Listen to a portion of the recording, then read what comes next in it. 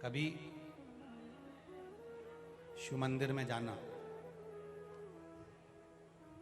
ये तो हम हमारे हृदय से इस दिल की बात आप तक कहना चाह रहे हैं। कभी शिव के मंदिर में जाना, एकांत हो, कोई ना हो, कोई क्षण शिव मंदिर में जरूर आता है जिस समय पर शंकर के मंदिर में कोई नहीं रहता। मंदिर के अंदर नहीं बैठ सकते तो उसके प्रांगण में बैठ जाओ। एकांत का क्षण शिव मंदिर में जाकर थोड़ा सा निकालना। उस समय पर तुम्हारे हाथ में बेलपत्री भी नहीं हो, फूल भी नहीं हो, पानी का लोटा जल भी नहीं हो, आसन भी नहीं हो, तुम बस बैठे हो और तुम उससे कह रहे हो दिल से, जो तुम्हारी मर्जी हो तुम उसको कहो, जो तुम्हारे मन में आ जाए तुम उससे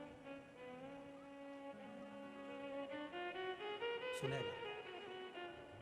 रिटर्न जब वो एकांत में बैठा हो अकेला, तब उस क्षण आपके दिल की बात आप उससे जाकर कहो। और एक बात और सुन लो, अगर मंदिर में नहीं बोल सकते तो घर में जो शिवलिंग होता है, घर के अंदर शिवलिंग रखते क्यों हैं? आप लिंग महापुराण के अंतर्गत उसको श्रवण कर सकते हैं। लिंग पुराण के अंतर्गत घर के अंदर शिवलिंग क्यों रखा जाता है? घर के अंदर शिवलिंग क्यों रखते हैं? और कितनी सुंदर बात हमारी शिव महापुराण की कथा कहती है, लिंग पुराण की कथा कहती है, स्कंद पुराण की कथा कहती है, कूर्म पुराण कहती है, पद्म पुराण कहती है और ब्रह्म विवर्त पुराण कहती है। घर में शिवलिंग है और मान लो घर में आपने रोज बाबा को जल चढ़ाया, रोज आपने पूजन करी, रोज आराधना करी, रोज शिव जी को जल समर्पित कर रहे हो, और मान लो बीच में रजोधर्म आ गया या आप कहीं चले गए और घर में कोई पूजन करने वाला नहीं है, तो शिव महापुराण की कथा यहाँ तक कहती है कि घर में जो शिवलिंग है अगर आप उसको ना छुएंगे, बाहर भी चले गए, रखा हुआ है, किसी ने जल भी नहीं चढ़ाया, किसी ने पुष्प भी नहीं चढ़ाया, किसी ने कोई चावल का दाना भी नहीं चढ़ाया, अगर आप घर में रखी हुई एक बेलपत्र भी, भले वो सूख गई हो, कैसी भी हो, अगर बेलपत्र सूख भी गई हो तो वो बेलपत्र भी आप शिव जी के पास में रखकर चले जाएंगे तो आपने कितने दिन जल नहीं चढ़ाया उसका पुण्य तुम्हारे खाते में रहेगा, इस दोष नहीं लगेगा।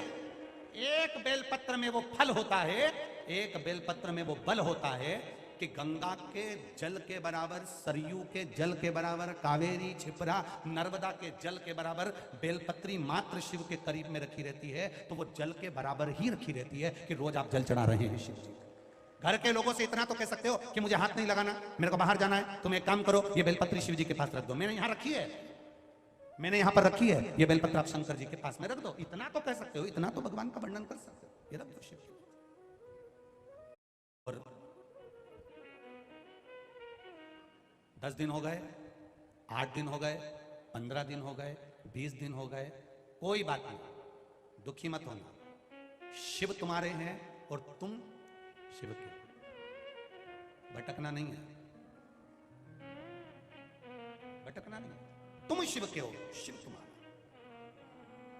हाँ, ये जरूर है, घर से जब जाओ तो शिवलिंग तुम्हारे घर में जो पारत का, नर्मदा का, कंकर शंकर जो रखा हुआ है, जो शिवलिंग है, उसको कह कर जाना, बाबा तेरा घर है, तुझे संभालना है, हम भी तेरे हैं, तेरे भरोसे पर जा रहे हैं, तेरे भरोसे पर वापिस आएंगे, ऐसी कृपा करना जिस कार्य के लिए जा रहे हैं वो कार्य तू साथ चल और उसको सफल कर देगा, ये भरोसा।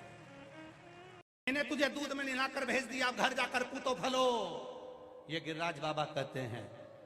महाकाल राजा पर एक बूंद पानी चढ़े ना चढ़े, अगर महाकाल बाबा पर एक बूंद पानी तुम्हारा चढ़े ना चढ़े, अगर दूर से भी मेरे काल अधिपति का बस केवल दर्शन हो जाए तो समझ लेना कि तुमने जल चढ़ा दिया है, तुमने जल चढ़ा दिया, चढ़ा दिया। दूर से भी अगर दर्शन हो रहा है, मेरे कालाधिपति का मात्र दूर से दर्शन हो रहा है तो समझ लो तुमने जल चढ़ा दिया। कितना सुंदर लिखा है वायव्य संहिता में, वायव्य संहिता में लिखा है जब कोई देवाधिदेव महादेव को जल चढ़ाता है, जल की धार चढ़ती हुई अगर शंकर के शिवलिंग पर तुम्हें दिख जाती है तो वो जल जिसने चढ़ाया है, वो जल की धार जो दिख रही है, जितने लोग उस जल की धार को चढ़ता हुआ देखते हैं उतने लोगों की तरफ से शंकर को वो जल समर्पित हो जाता है। मात्र धार का दर्शन,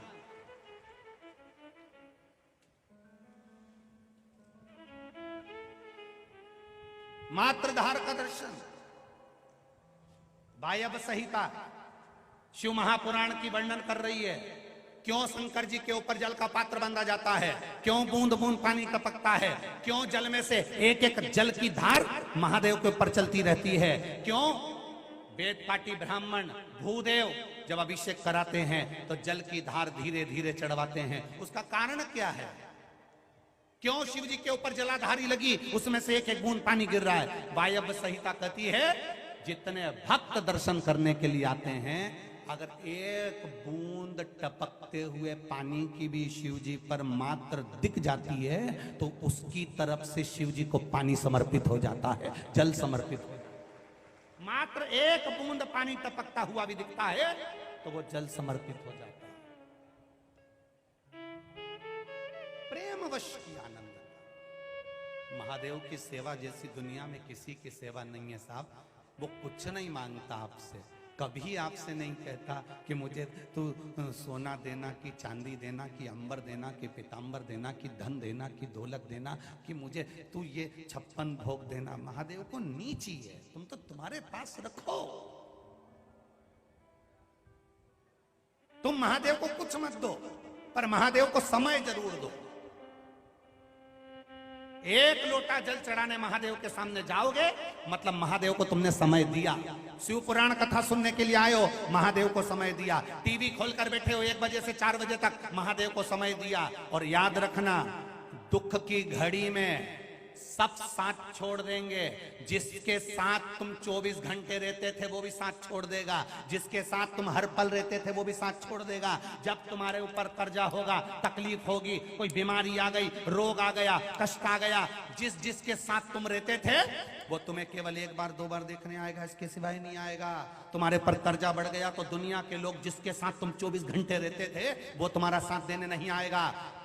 सारी दुनिया के लोगों को तुमने समय दिया, पत्नी को दिया, बच्चों को दिया, कुटुंब को दिया, कबीले को दिया, माता को दिया, पिता को दिया, रिश्ते को दिया, नाते को दिया, अपने वालों को दिया, बुआ को, फूफा को, रिश्ते को, नातों को, दोस्तों को, फ्रेंड को, जिन जिन को तुमने समय दिया तुम्हारी दुख की घड़ी में वो खड़े नहीं होंगे। पर जिसको तुमने समय नहीं दिया वो महादेव तुम्हारी दुख की घड़ी में खड़ा मिल जाए। जिसको केवल 1 लोटा जल चढ़ाने गए हो, केवल एक क्षण के लिए गए हो, थोड़ी देर के लिए तो महादेव के पास पहुंचे हो। कितना समय दिया तुमने महादेव को? सुबेरे नहाई, लोटा उठाई, जल भरा, पास में मंदिर था, चप्पल नहीं पहनी, दौड़ कर गई और महादेव को चढ़ा के प्रणाम करके और थोड़ा सा जल लेकर वापिस आ गई। जीजी कितना देर लगती है? ईमानदारी से बोलना रही जीजी। ज्यादा से ज्यादा 5 मिनट 10 मिनट, मंदिर थोड़ा दूर होगा तो 15 मिनट। बोलो रही सही है कि गलत है? ज्यादा से ज्यादा 15 मिनट। 24 घंटे में से 15 मिनट तुमने महादेव को दिए हैं और पूरे 24 घंटे पूरे परिवार को दिए हैं। तुम्हारी दुख की घड़ी में इनको भी आजमा लेना और उस कालाधिपति को भी आजमा लेना। 24 घंटे परिवार को दिए, 24 घंटे बेटे को दिए, 24 घंटा बहू को दिए, 24 घंटा अपने नाते रिश्ते कुटुंब करीबेले सबको दिए। इनको आजमाना एक बार 24 घंटे में। जिन जिन को दिए, भाई बंधु कुटुंब कबीला, जिनको 24 घंटा दिया, इनको आजमा के देखना। और जिसको तुमने 10 मिनट 5 मिनट 15 मिनट दिया, केवल मंदिर जाके 1 लोटा जल चढ़ाती थी, आ जाती थी। जब वेंटिलेटर पर पड़ी थी, पूरा परिवार बाहर खड़ा था, तूने जिसको जल चढ़ाया था वो तेरे वेंटिलेटर के पास खड़ा था, वो खड़ा। एक पत्र आया, देखिए।